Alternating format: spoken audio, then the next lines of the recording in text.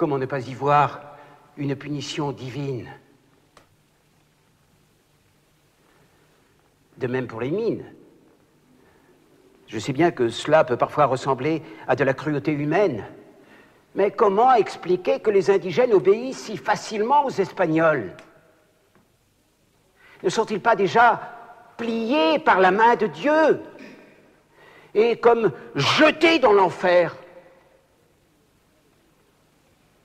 On a dit aussi que dans les mines, ils meurent victimes de leur libertinage, de leurs pratiques sodomites. Non mais qu'est-ce que j'entends? Leur libertinage dans les mines, mais je dors ou je suis éveillé. Frère Bartholomé. Éminence, est-ce que je dois rire ou pleurer, qu'on me le dise? Taisez-vous en tout cas. Me taire? Mais je ne le peux pas. Vous prétendez reconnaître partout les signes de Dieu? Qu'est-ce que ça veut dire? Ça veut dire ne voir que les signes qui nous sont favorables. Évidemment, mettre Dieu de notre côté. Dire Dieu, c'est mon intérêt. C'est ce qui justifie mes crimes. Cette fois-ci, vous allez trop loin. Personne ici ne peut douter du choix de Dieu. Je vous demande catégoriquement de vous taire. Reprenez, professeur.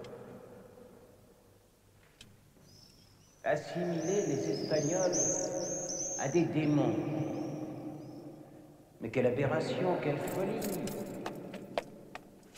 Les indigènes eux-mêmes ont reconnu que les conquérants leur étaient envoyés par quelques dieux. Ils en étaient sûrs. Et faire des Indiens des innocents. Mais comment vous suivre? Eux qui sacrifiaient à leurs idoles des milliers, des dizaines de milliers de victimes.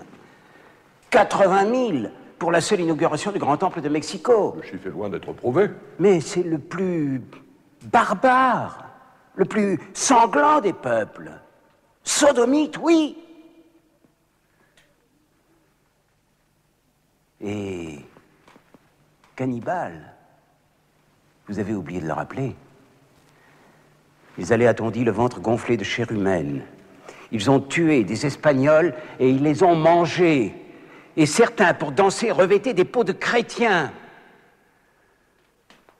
Et vous parlez d'un paradis.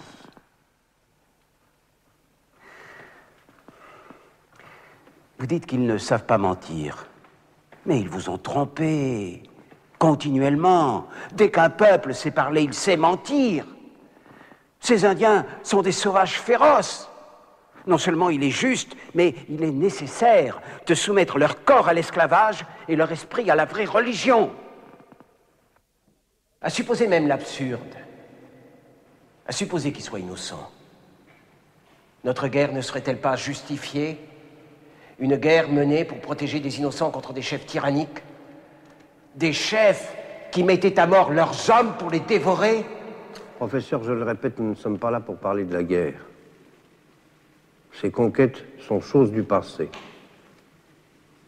Nous sommes ici pour décider de la nature des Indiens. S'ils ont une âme semblable à la nôtre, s'ils peuvent prétendre à la vie éternelle. Je demande clairement votre avis. Aristote l'a dit très clairement.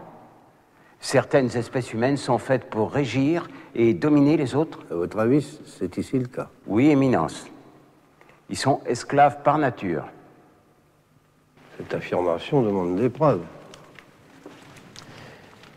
Ils ignorent l'usage du métal, des armes à feu et de la roue. Ils portent leur fardeau sur le dos comme des bêtes pendant de longs parcours. Leur nourriture est détestable, semblable à celle des animaux. Ils se peignent grossièrement le corps et adorent des idoles affreuses. Je ne reviens pas sur les sacrifices humains. J'ajoute qu'on les décrit stupides comme nos enfants ou nos idiots. Ils se marient beaucoup trop fréquemment. Ils ignorent la nature de l'argent et n'ont aucune idée de la valeur des choses. Ils échangeaient le verre cassé des barils contre de l'or. Eh bien, parce qu'ils n'adorent pas l'or et l'argent au point de leur sacrifier corps et âme, est-ce une raison pour les traiter de bêtes? N'est-ce pas plutôt le contraire? Frère Bartholomé, vous aurez à nouveau la parole. Rien ne sera laissé dans l'ombre. Pour l'instant, restez silencieux. Professeur, selon vous, la possession et l'usage des armes à feu seraient une preuve de la protection divine? Une preuve très évidente. Cependant, les morts, ils en possèdent des armes à feu. Ils s'en servent très bien contre nous. Ils les ont copiés sur les nôtres. Autre chose. Vous rapportez les sacrifices sanglants qu'ils font à leurs dieux. Oui, des dieux cruels, horribles, à l'image même de ce peuple. Il s'agit bien d'une horreur démoniaque, nous sommes d'accord. Mais s'ils ne sont pas des êtres humains du même niveau que le nôtre, s'ils sont proches des animaux, peut-on leur reprocher ces sacrifices? Vous voyez ce que je veux dire? Je reconnais la subtilité de votre éminence. On ne peut leur reprocher des sacrifices humains que s'ils sont humains. Éminence, je dis, pour le moment, que leur ignorance et leur naïveté sont sans mesure. Et nous? N'étions-nous pas naïfs et ignorants? N'allions-nous pas chercher les sirènes et les amazones, des hommes avec la tête dans la poitrine, des pygmées se drapant dans les plis de leurs oreilles? Éminence, le monde est plein de rêves et de rumeurs. Ce continent nous était inconnu, il a grandi sans doute presque seul et depuis des milliers d'années. La rencontre a stupéfait tout le monde. Parce que rien n'était semblable. Même les animaux, même les arbres étaient d'espèces différentes. Ils n'avaient ni bœuf ni mouton. Pourquoi, dans deux mondes si divergents, les êtres à l'apparence humaine seraient-ils les seuls à être semblables? Éminence, tout indique que Dieu les a désignés à notre pouvoir. Vous devez également savoir qu'ils sont incapables de comprendre les choses les plus simples, comme la rédemption du Christ ou le pardon de la confession. Ils n'ont aucune activité de l'âme, aucune idée de l'art. Je ne peux pas laisser dire ça. Aucune activité de l'âme. En ce moment même, à Mexico, les franciscains ont ouvert un collège, n'est-ce pas vrai? C'est vrai. Un collège où les fils des princes aztèques reçoivent notre éducation. Ils ont les mêmes dispositions, les mêmes résultats que les Espagnols, n'est-ce pas vrai? C'est vrai, certains font même des vers latins. Vous avez bien dit les fils de princes. Et leur architecture? Avant que nous détruisions toute leur ville?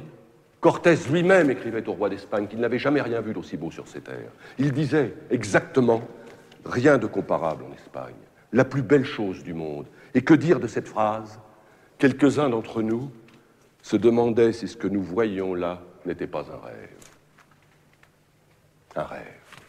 Le conquérant qui a besoin de renfort ne voit pas de rides à sa conquête. Et leur système d'irrigation, et leur écriture, et leur arithmétique, et leur habileté au dessin, et leur connaissance du ciel, leur calendrier, qu'on dit plus précis que le nôtre.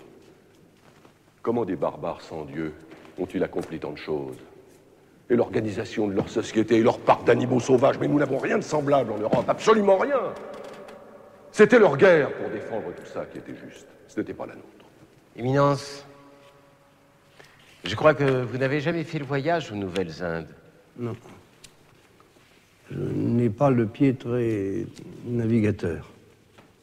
Pour que, cependant, vous puissiez vous faire une idée de leur art, j'ai fait venir de là-bas une de leurs idoles en pierre sculptée. Puis-je vous la montrer? Maintenant? Puisque nous en parlons.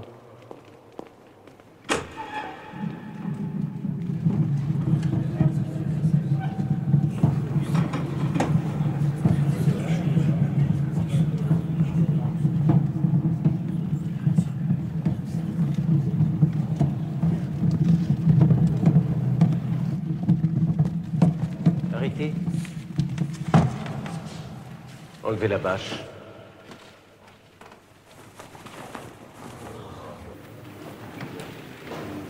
Il s'agit d'un dieu qu'ils appellent le serpent à plumes. Quetzalcoatl. Et ils l'adorent? Oui, dans tous leurs temples. Des temples qui dégagent une affreuse odeur de charnier. Voici les monstres devant lesquels ils se prosternent, devant lesquels les prêtres, si on peut employer ce mot, ouvraient la poitrine des hommes vivants d'un coup de couteau en pierre et y plongeaient la main pour arracher leur cœur saignant.